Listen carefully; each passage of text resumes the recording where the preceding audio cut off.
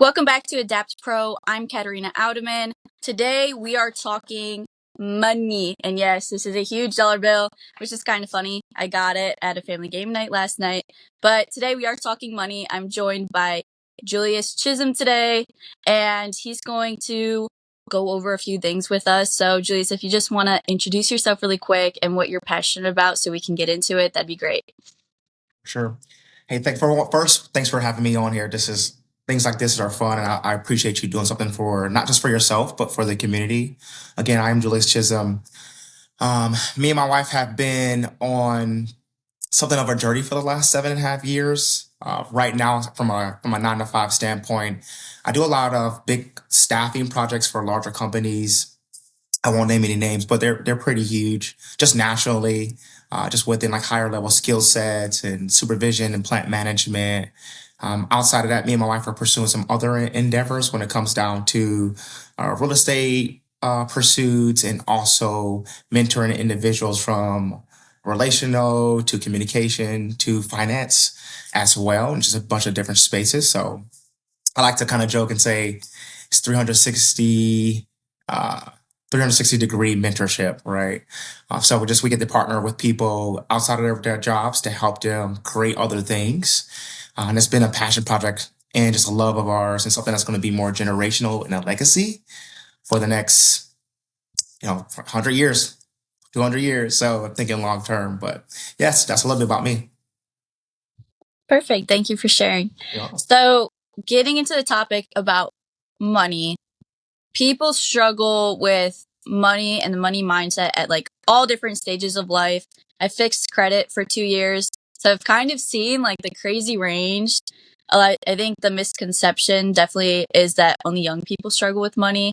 I've helped people who would be like my grandparents' age who they just don't have it set up yet where they can even think about getting their own property or anything like that because their credit's messed up or they don't know how to save, all of those things.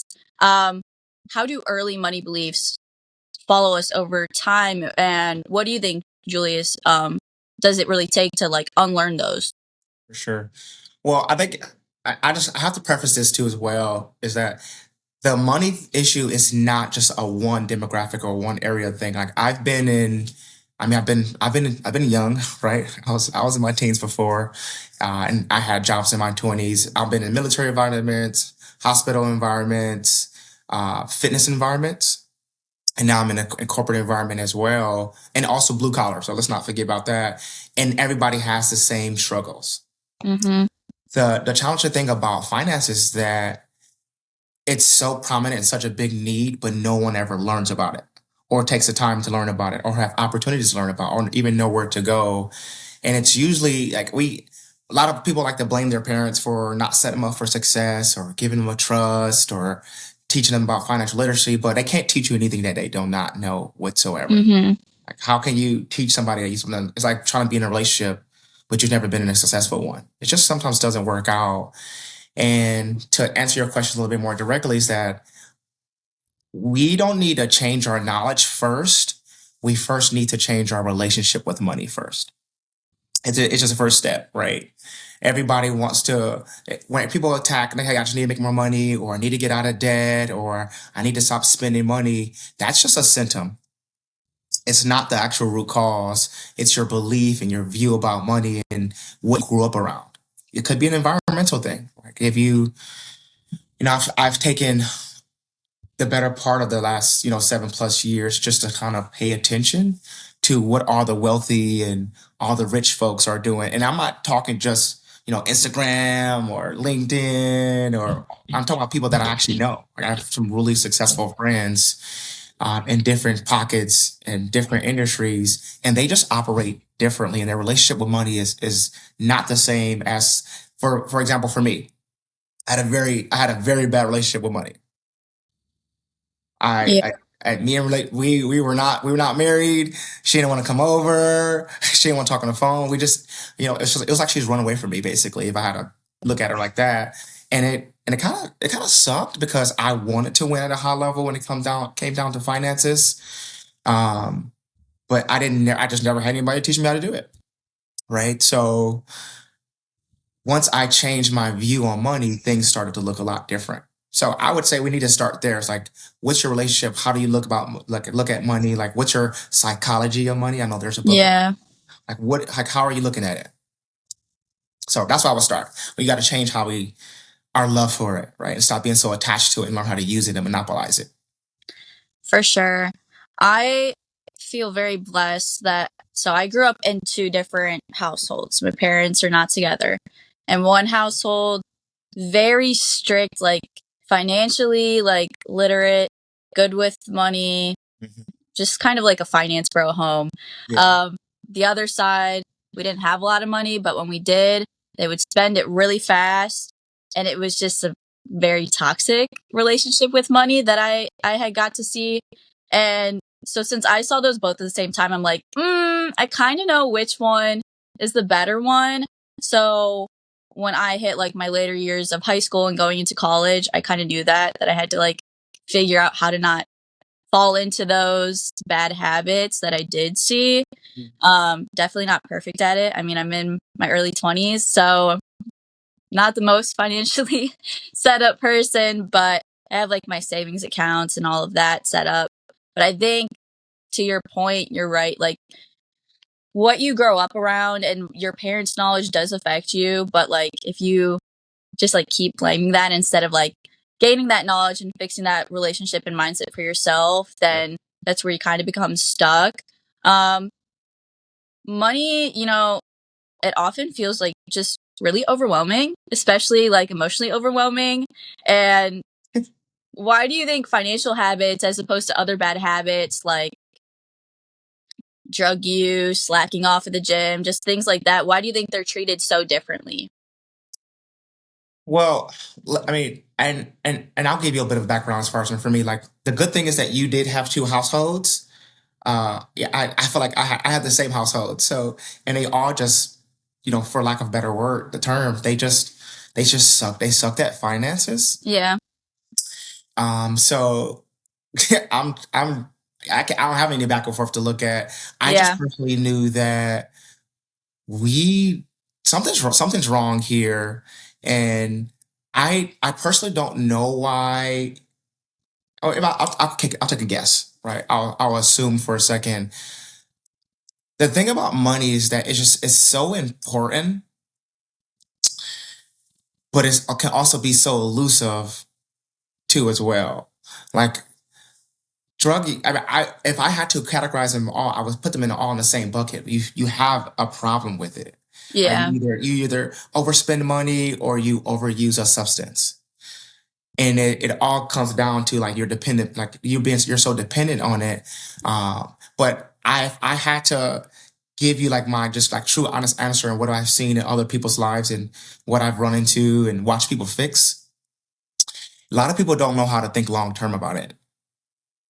Right. So the reason why, like, me and like just tested to my wife because she's always on board about this is that we think long term. So I said 100 and 200 and 300 years. All the wealthy think long term too as well. They think about generational wealth, but a lot of the mindset now is like, hey, it's YOLO.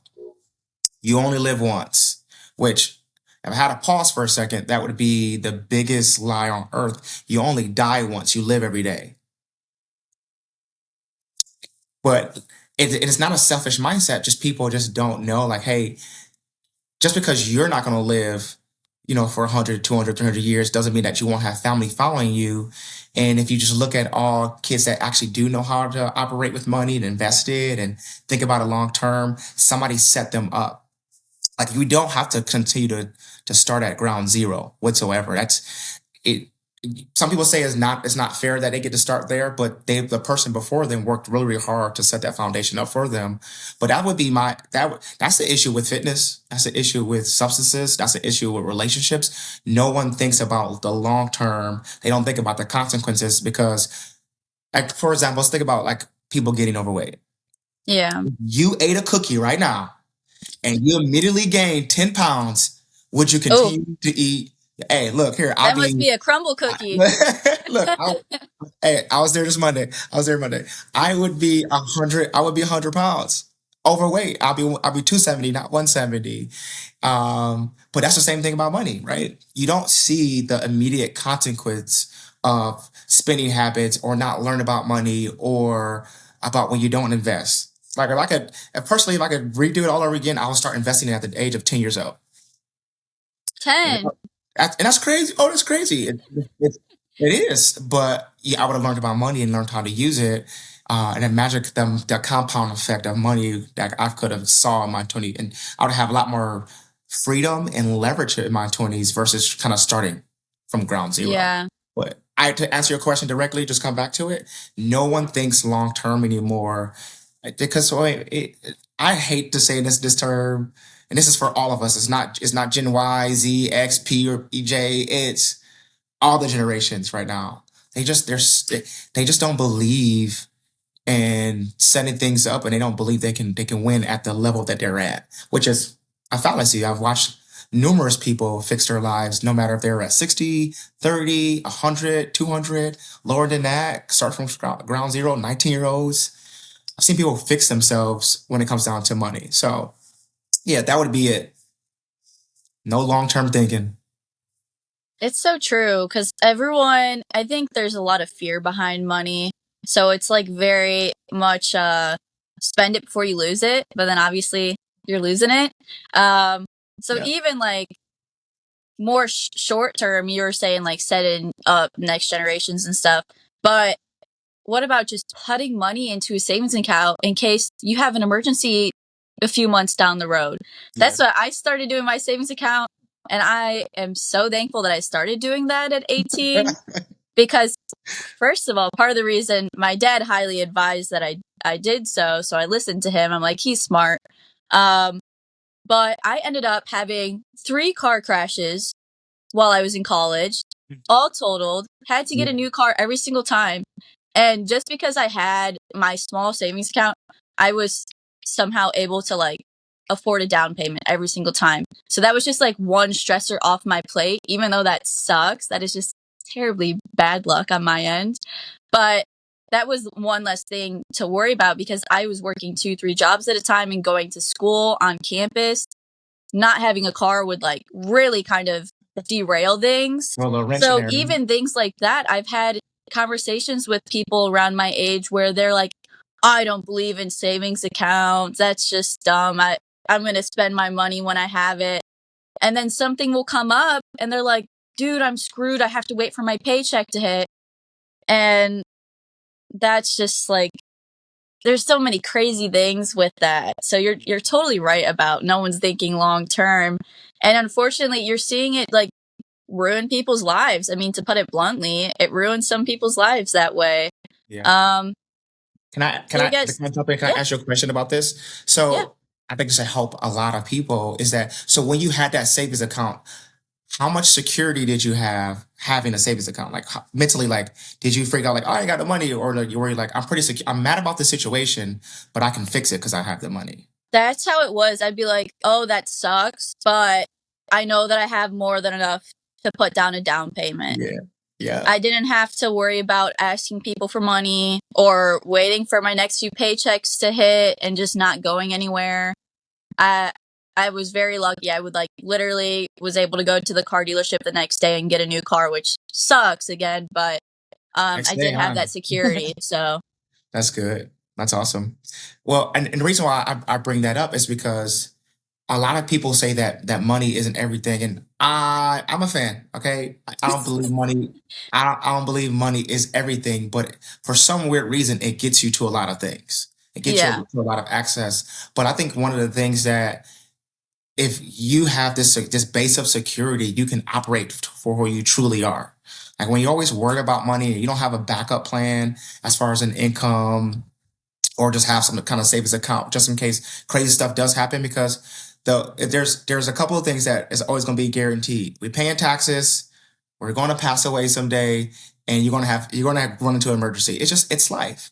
yeah. And I mean, I appreciate you for at a young age for slowing down and actually having something to secure yourself, but you just gave proof that you had mental security that you can respond to something when something crazy happens. Mm-hmm. But again, you were thinking, I don't know if you thought about this when you were in that situation, but you were thinking long term. And you weren't thinking negative, you were thinking long term, I have to create protection for myself. Yeah, 100%. I think also, and I was thinking about this the other day, um, even if you're not like preparing for like a disaster or something like that, everyone has their hobbies that keep them sane, that keep them happy, that separate them from work. And Yeah. unless your only hobby is running, nobody's hobby is completely free. Yeah. Um, I am very into hiking.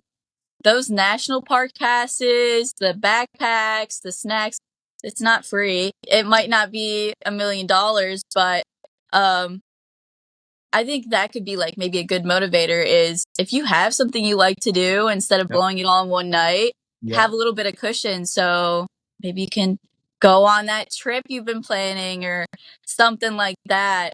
Because no one likes to think about bad things coming up or having to get a new car. But maybe you can get some new gym equipment or, I don't know. But Hey, my by the next, way, running is not for free.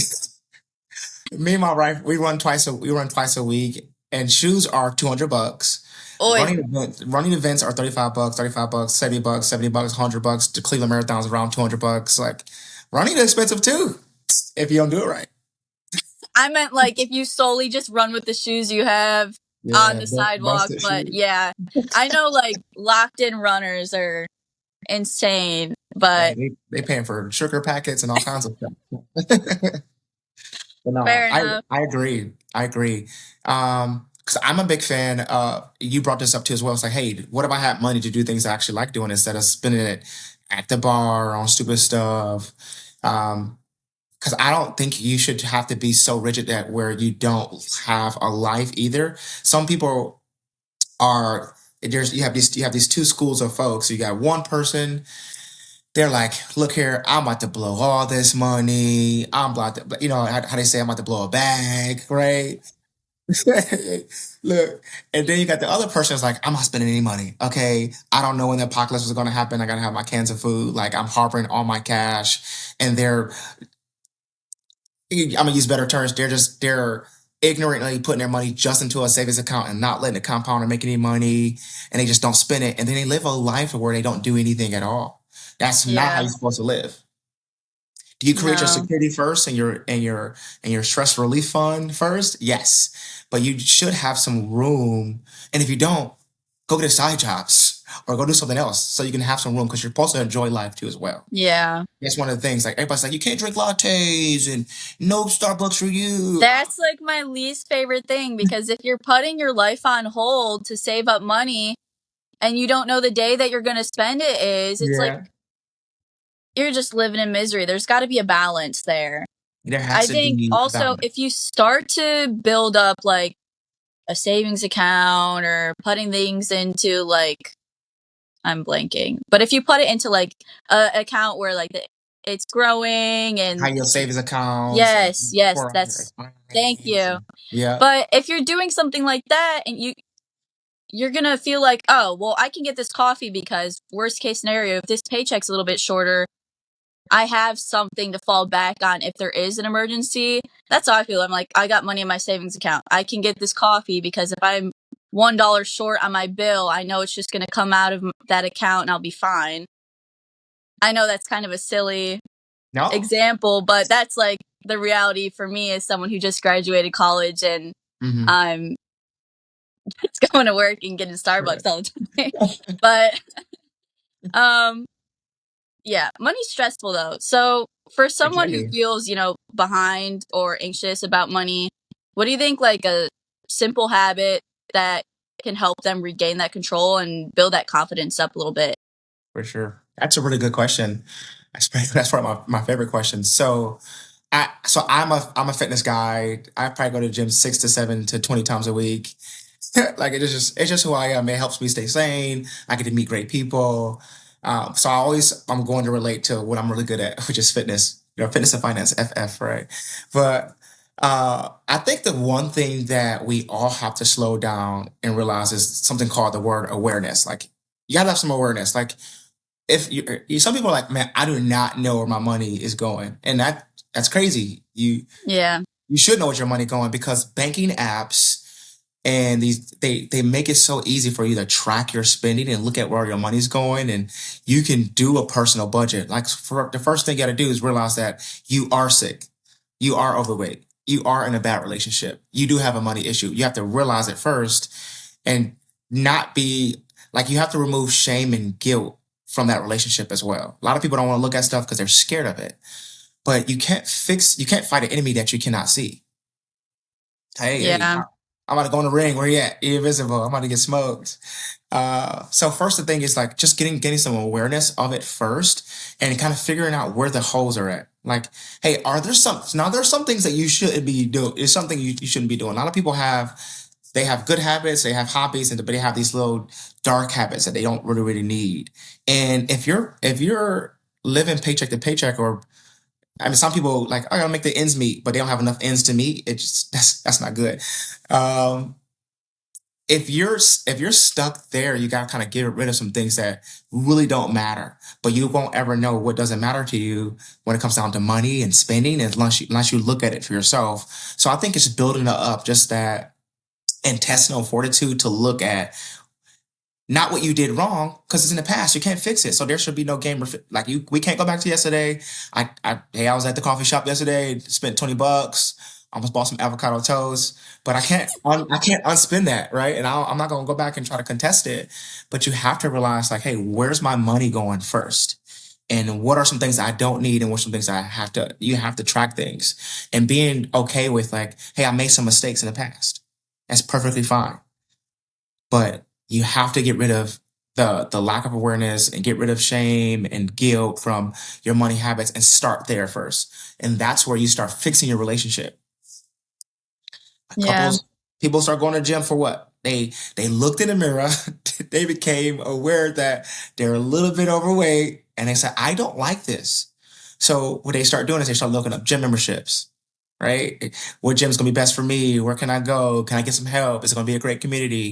And then you start going to the gym. But Hmm. they don't have a mirror, they can't look at themselves, they never get to see what's going on with their bodies. Yeah. Yeah. Yeah. Also, and this is like gonna be kind of harsh, but too many people are simply spending money they don't have. Maybe their bills are to the penny of what they're getting in their paycheck, and they're like, oh, well, I'm not paying any of my bills. Yeah, because you still need your gas, your snacks, your coffee run, and you're not putting that into the equation. And that's like where it kind of strays from money and gets into, what are you doing in your professional life? Like, maybe you need a career change or a second job or something like that. Because if your paycheck isn't covering just your bills alone, that's an issue. And then obviously you're going to feel stuck because there's no way to pay everything.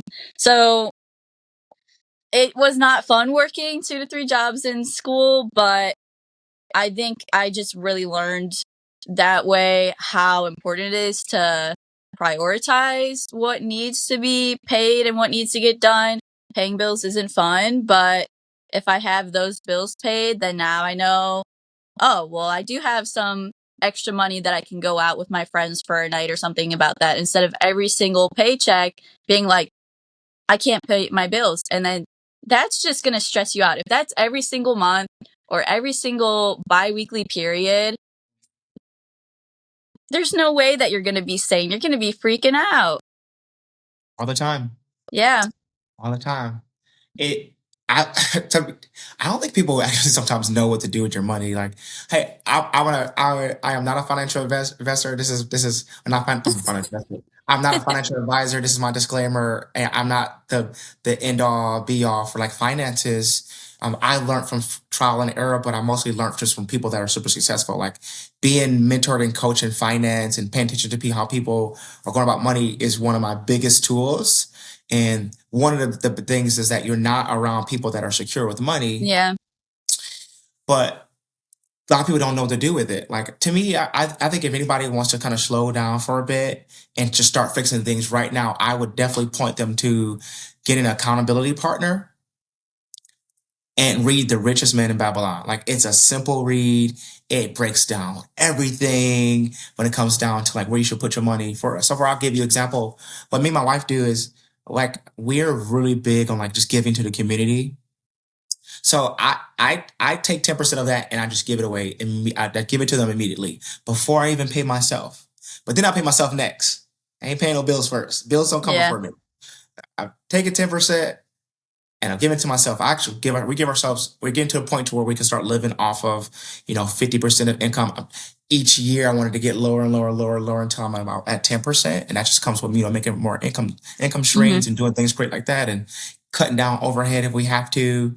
But I always pay somebody. I always give first, pay myself, and then I pay bills. Okay. Yeah. That's just now, but you said career change. Me personally, in my life, I had to make a massive career change and kind of get it out of the thing that didn't make me a lot of money. So I don't want a sob story whatsoever, but I was at the age of 30 years old. I'm a military veteran. Check this out. Check this setup out. So I was personally training.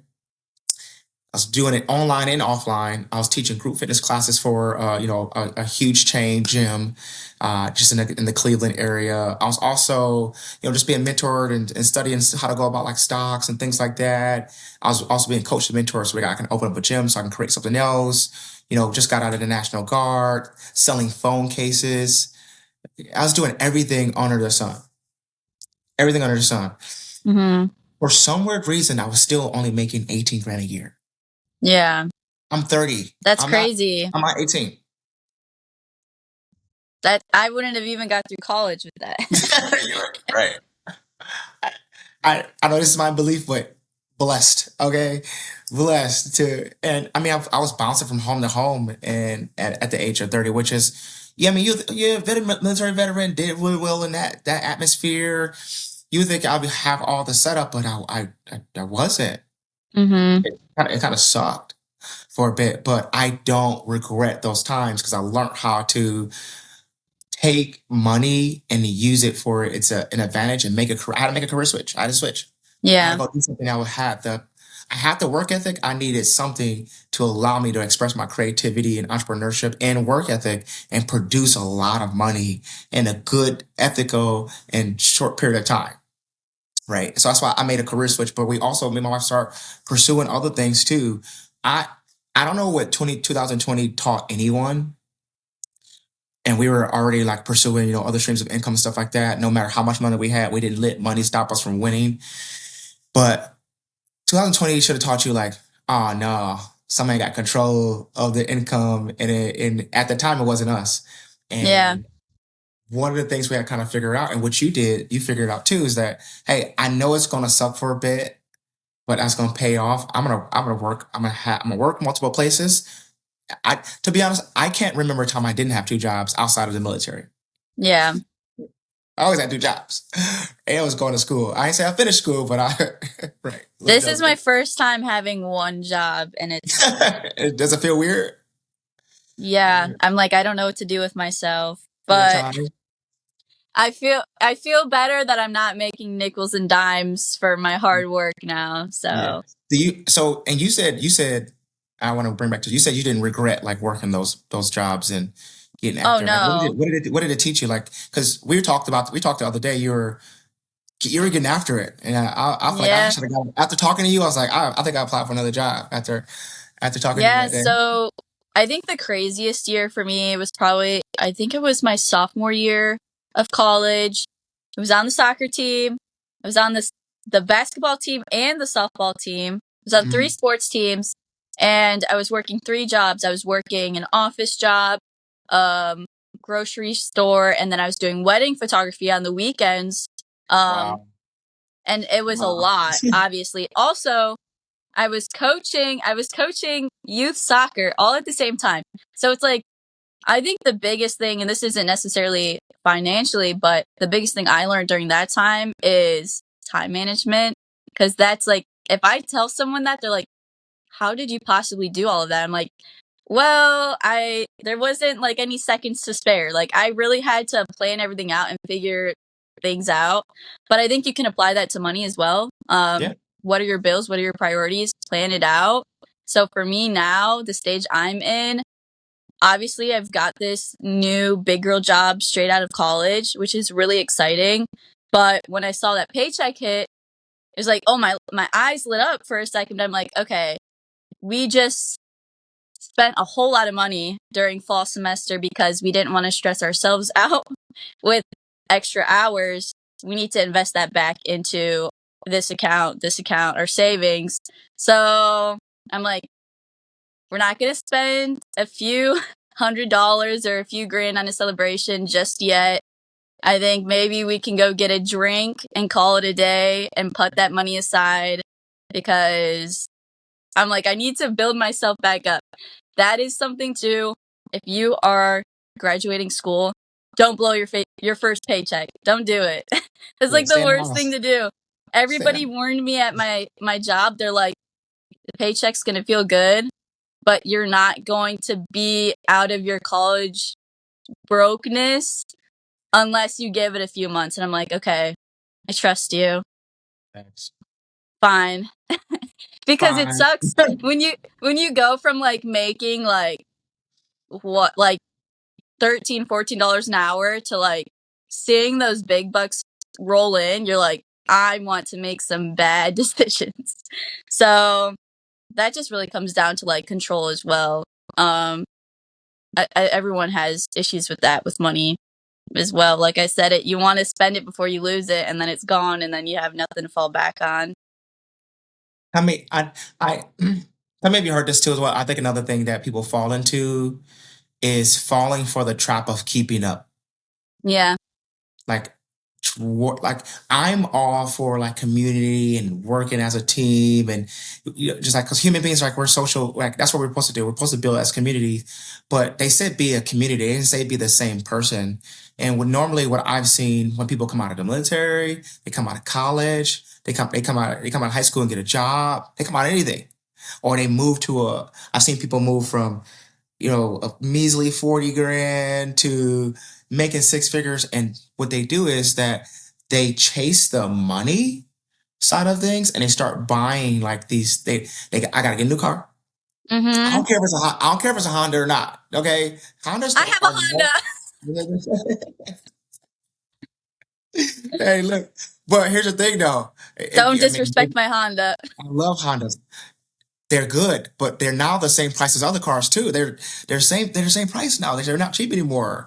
They look great. They look freaking like they like luxury vehicles. I almost bought get me a Accord, but the I thing love is that my seat warmers. seat Oop. warmers, you got automatic start in that thing.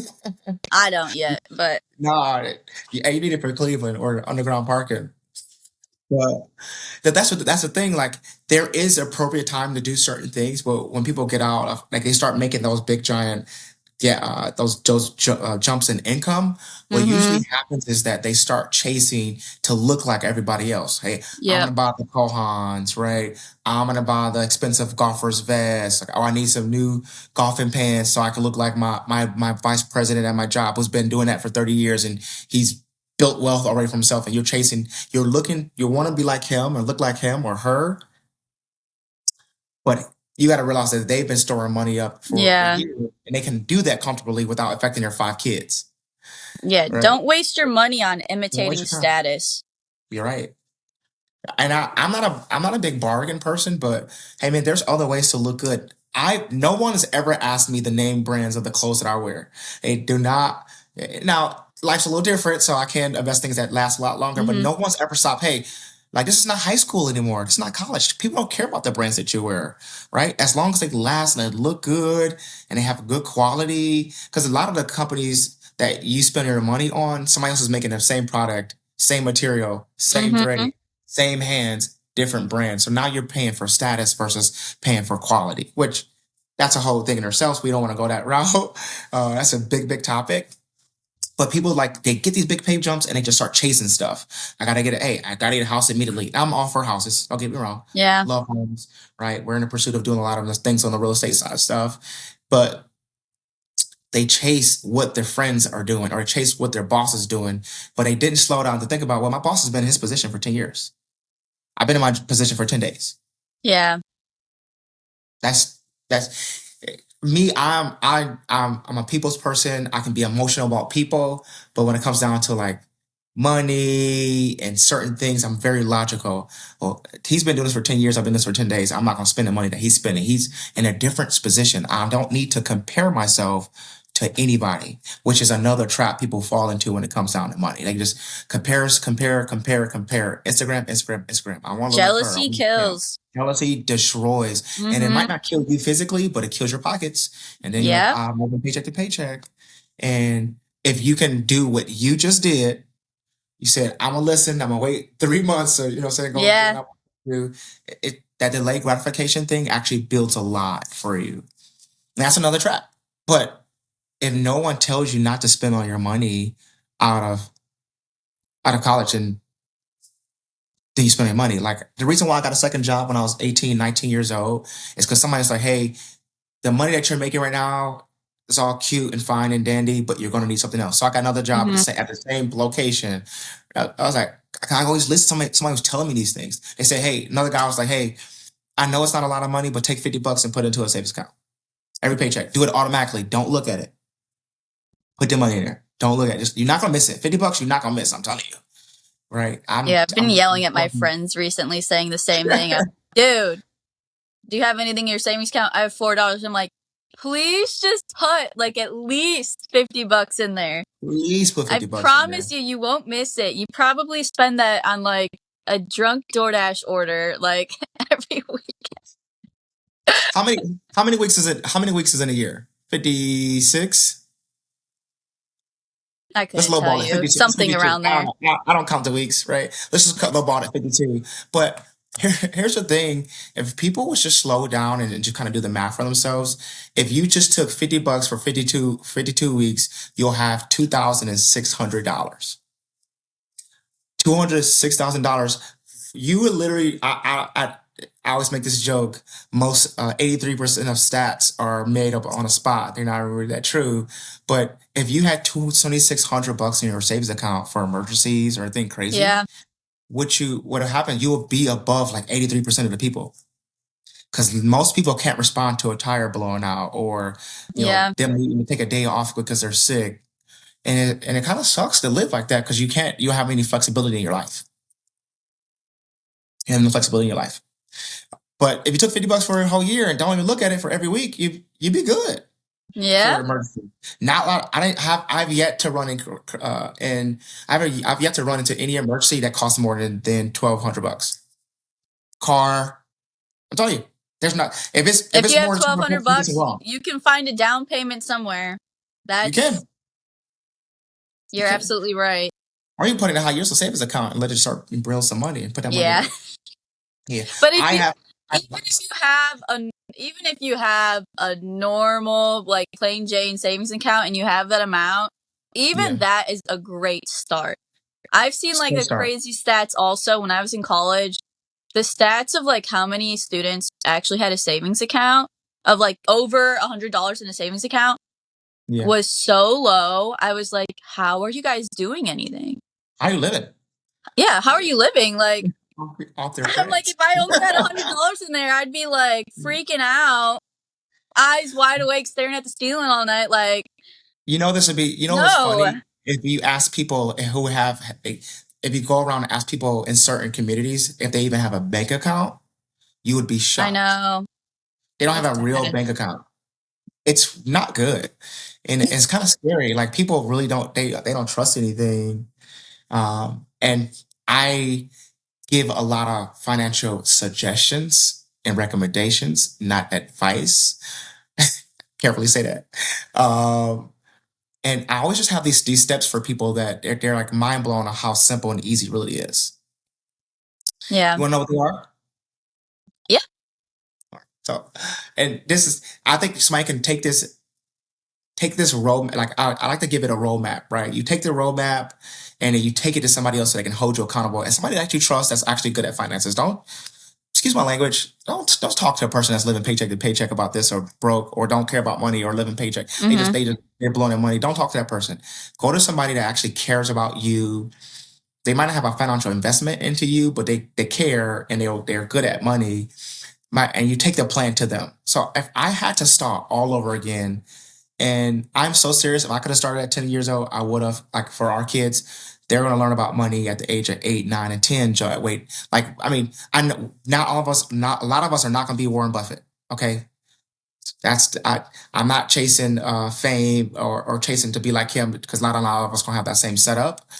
But if I had to start all over again at the age of 18, or let's just go to college, right? A lot of people get out of college, a lot of people going back to school to get their masters and doctors and stuff like that.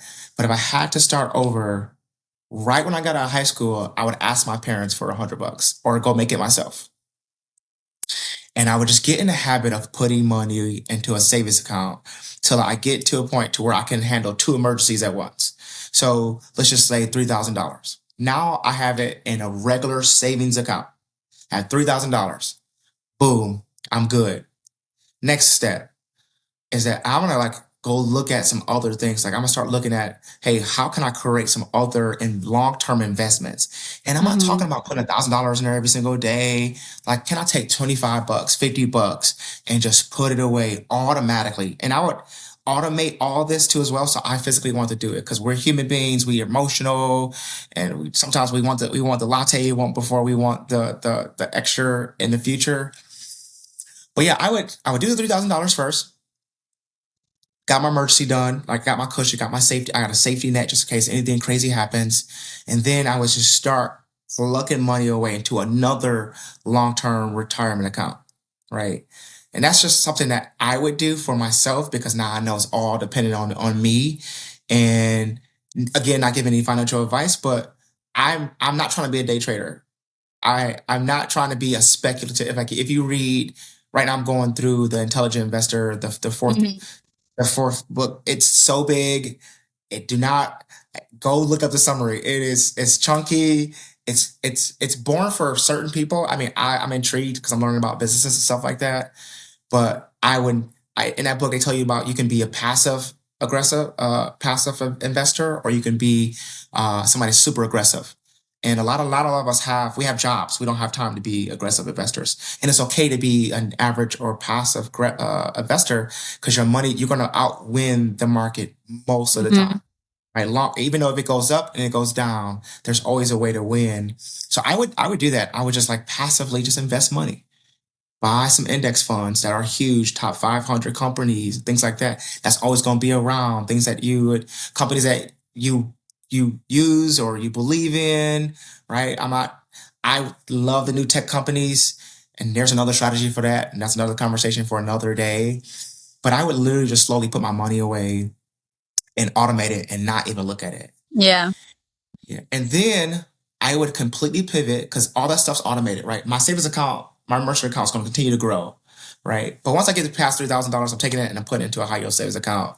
That way you can actually get some interest and sit there. I'll just let it sit and put a little money here or there, $25 here or there. I wouldn't do too much, anything crazy. But then I would start thinking about, hey, I like my job, I like what I'm doing, but I'm always not in control of my job. Mm-hmm. I'm in control of my attitude and my performance, but I'm not in control of my job whatsoever. So if things happen from a corporate level and they need to make some cuts and I'm the new person or I'm the old person that's making all the money, I've seen both get cut, right? I've seen people, Yeah. I'm in recruiting, so I've seen the 30-year-old guy call me about a job, which is, it hurts my feelings. But then I seen the person that just got out of school, got cut because he's a new person. But that just that lets you know that you don't control your income unless it's yours, unless it's your own business. So I will look at my overhead and I would be like, how do I put 6 months of money away for that? And I would put that in a high yield savings account too, so I can get some better interest versus a regular bank account. But I would just put that money away. So for example, if it takes me 50 grand to live a year, I would put that away. Mm-hmm. I break it in half, 25, then do 25. That's just me. I got cushion. So if you lose your job, I don't like to say when, because good things do happen for people. But Yeah. if you happen to like lose your job or you don't like it anymore, or I'm not for job hopping every 2 years, but sometimes you got to do it for career investment. But when you do start making those options or that lost job comes, you can slow down and actually apply for companies that actually are going to Yeah. move your career and your life forward. You have security now. You don't have Not to rush just into a job. settle for the first thing that comes up. Yeah, I'm a big fan of Amazon warehouses because they deliver my packages, but I personally don't want to work there. I Yeah. don't want to work there. Like during COVID, I did fill out an application, but something told me like I'm good. Don't do it. And no disrespect for anybody working at Amazon, it's just not where I was supposed to be. But I Yeah. had the cushion to respond slowly and not have to just take any old thing. It's like when you get out of a bad relationship and you didn't learn from that one and you just go into another relationship. You take all the baggage from that relationship to this relationship. Instead of just taking, hey, we got options, man. There's a million fish out. It's a million fish out here. I'm gonna slowly allow the one that's supposed to be caught to catch my reel. But that's that's my first 3 steps. Emergency account, long-term investment on my own. Mm-hmm. And then I would put security away just in case things get squirrely and weird. And if you're not maxing out free money like 401ks and Roths and health savings accounts, like there's so many benefits. I would be setting that stuff up and just let it happen automatically and learn how to live off the rest that you have. Right? You want to do some causes or do your thing, have a fun account. Should have a fun account. Please put some money away for fun accounts for date nights. If you got a little spouse, you got a spousey wousey, you know what I'm saying? You're not worried about like I want to go to a restaurant and I look at bills. I got $200 in my love account. I call it my love account now, right? Because I'm married, so I want to stay married. I got a love account, and so I got a love account. And so when we go to nice restaurants or go to nice places or go anywhere, we're not worried about money. Like, hey, girl, buy what you want. Go where. Yeah. You know, we don't partake in the sauce, but we do like dessert. So Fair enough. I don't feel guilty about adding that extra $50 dessert because it's money in there. Yeah, I'm good. It's only $15. So that would be my steps, right? That's what I would personally do if I had to start all over again and have a good relationship with money. That's where I would start. I'll do groundwork. There's a lot of other ways you can go and ways you can maximize your money and avoid paying taxes or create other streams of income. But just for the general person, that's where they would start. Emergency, long-term investments, overhead for your home, like putting that away for 6 months and then for a year, and also max out anything that your employer gives you as far as in health savings plans and 401ks, stuff like that. Some companies have other growth plans too. I will be maxing those things out. Now, what you just did for yourself, you just gave yourself 5 streams of income and more. Mm-hmm. No, that's great. The average person takes 9 years. It takes 9 income streams. You just created 5 within just like that. You have a high yield savings account that accrues interest. You have a 401k. You have an HSA. You probably have some Roth plan that's creating income. And then you're maxing out the 401k at your job. Right? Yeah. And you're 24 years old. You're out of college. You got a hold of your money. Now everything's just fun and paying your bills. I don't think I'm quite there yet. I'm going to take your advice. I'm going to take your advice. But I do want to thank you again, Julius, for coming on today.